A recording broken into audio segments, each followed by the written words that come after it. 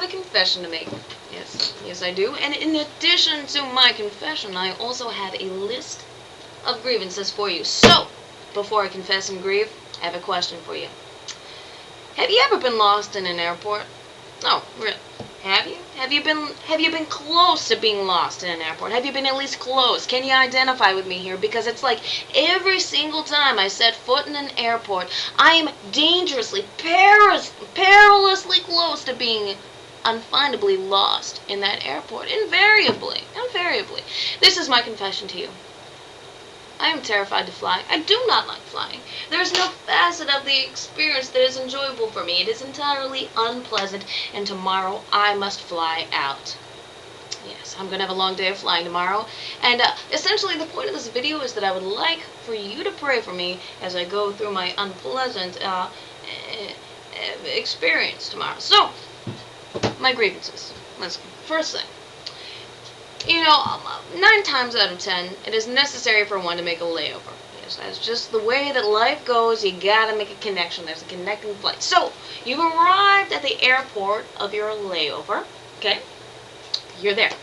And, you're looking at the screen thing, the electronic prompter thing, arrivals, departures, everything's written on it, there's a list, and then you've got your little card there, and it's like, you're like, okay, and you're looking for similar characters, like, you're looking for a number on here, maybe a letter or two that matches with, something, so that you will know what gate you need to go to for your next flight, and it's just like, none of these numbers ever seem to match up. I mean, the print is very tiny on my little card, it's very tiny up there, I'm not seeing it, I'm like, what is this? Why did they make this so complicated?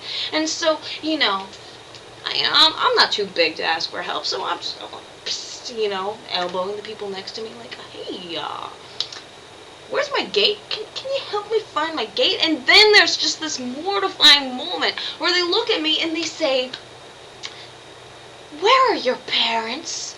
Where is your family, little girl? Why are you flying alone? And can you not take care of yourself? And, obviously, that's not something that one wants to hear. So, I don't like that. That's very bad. But eventually it resolves itself, and I do find my gate. So, I've identified the gate that I belong to. So, I know where I need to go. But this is grievance number 2, my second grievance.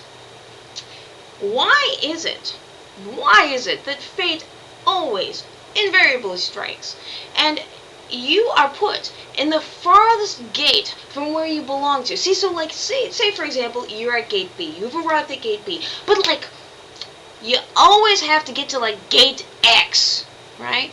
You have to trek, you have to make this journey, a pilgrimage, you have to run a marathon, and you look at your watch, you realize you're at gate B, you gotta get to gate X, you look at your watch, oh my, I have 10 minutes to do this, right? So it's like you're pushing people out of the way, everybody's going very slowly around you, everyone's kind of just lumbering along, it's like, what's wrong with you? I need to get to my damn flight, move, and so, it makes me feel like a very unchristian individual.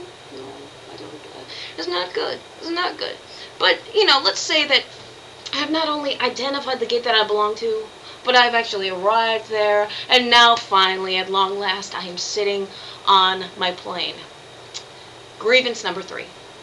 I'm sitting there, and I'm watching people come on the aisle, and you play the guessing game. It's like, well, I wonder who I'm going to be sitting next to this time. And why is it, unfailingly, it is universal that coming down the aisle towards you is the largest, most unbathed looking person in the universe is coming towards you. And I'm sitting there and I'm just like, you know it, that person is so sitting next to me. Always, that is my little seatmate.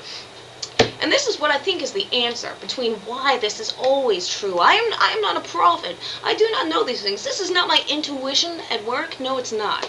This is what happens. I'm going to expose a secret of the airline industry.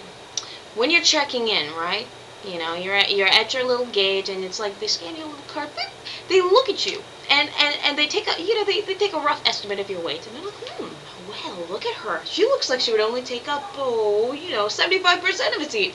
Why don't we stick somebody who's going to take up, like 2.5 seats next to her? Yeah, somebody that's going to, they're going to, it's like they don't want to waste. They don't want any space to go to waste. So they're definitely going to use up, the remaining quarter of the seat that I'm not going to use. So, but this is not good. This is, I don't appreciate this. They don't think about me. I'm always next to the biggest person ever. And, I love big people. It's just I don't want them sitting on me.